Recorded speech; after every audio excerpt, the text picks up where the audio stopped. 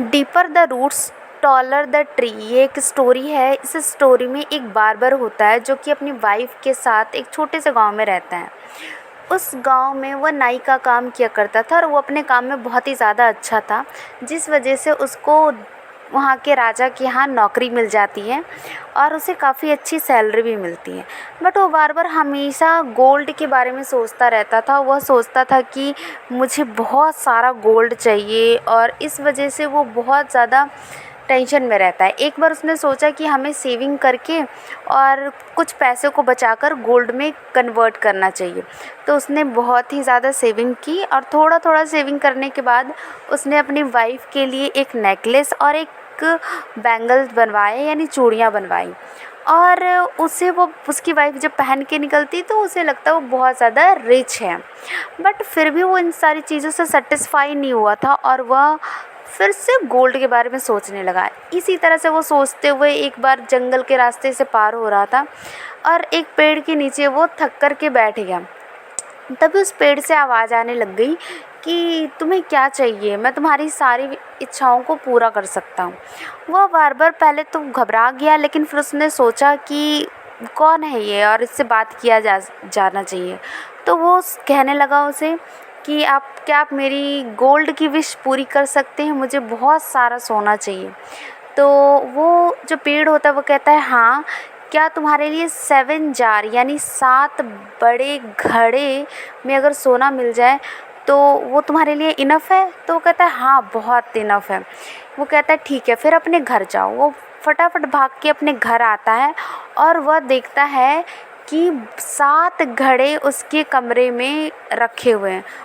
अपनी वाइफ़ को बुलाता है और बारी-बारी से करके अपने सारे घड़ों को खोलने लगता है। एक लास्ट वाला घड़ा जो था वो थोड़ा खाली था, बाकी सारे घड़े भरे हुए थे।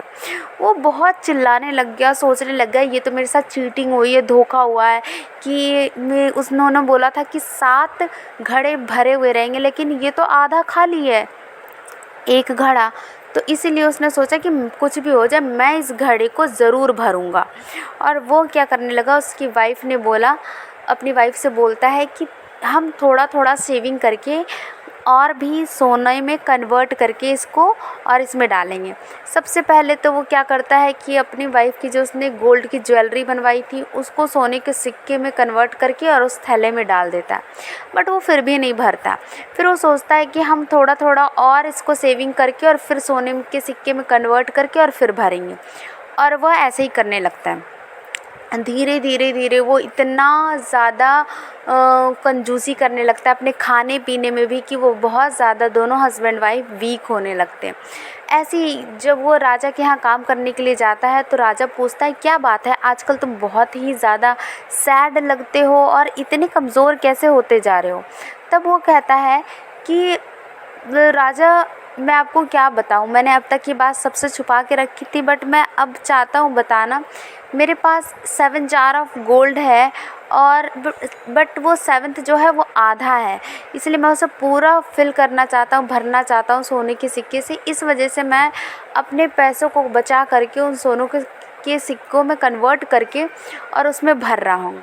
तो राजा कहता है, ये कैसी मुसीबत तुम उठा लाए हो, ये 7 जार तुम भरने के चक्कर में तुमने अपना शरीर पूरी तरह से ख़त्म कर लिया है। इसीलिए बेहतर है कि ये जहाँ से है ये वहीं दे आओ, क्योंकि धीरे-धीरे तुम्हारा शरीर ख़त्म हो रहा है और एक टाइम ऐसा रहेगा कि ये सारे सोने के सिक्के यहीं रह जाएंगे और तुम पूरी तरह से मर जाओगे, ख़त्म हो जाओगे।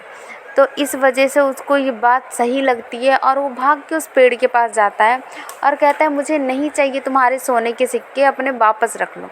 वो जैसे ही इतना कह के घर वापस आता है वो देखता है कि सभी घड़े जो थे वो गायब हो चुके थे और उसकी वाइफ़ के अब सोने भी चले गए थे। जितना सोना उसने नेकलेस वगैरह बनवाया था वो सब कॉइन में चले गए थे।